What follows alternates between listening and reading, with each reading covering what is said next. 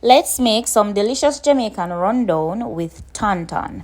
I'm gonna start off by sauteing all my seasonings, onion, garlic, and scallion, and then I'm going to add my pickled mackerel. It has been boiled down in water, so most of the salt is gone. Now I'm gonna add some freshly grated coconut milk to my salt mackerel, and this is staple in the rundown. The coconut milk is gonna give it that signature look and flavor that we all love.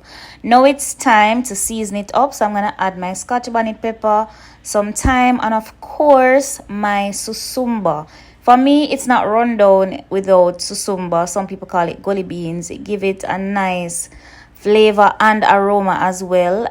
I'm gonna add some more scotch bonnet into the sauce so that I can release all the heat.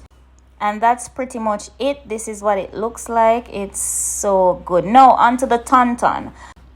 Tonton or tom-tom is actually pounded breadfruits. This is a staple in some Caribbean countries, and yeah, I really love the idea. It's kind of similar to fufu, but it's not made with yam or cassava. It's made with breadfruit.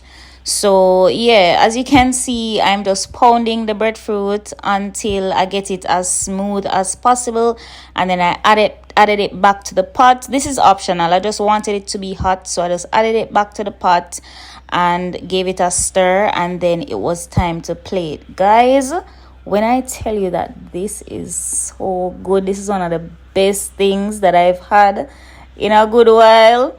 It tastes so good, because lately I've been obsessed with fufu, and I'm like, all right, let me try with breadfruit.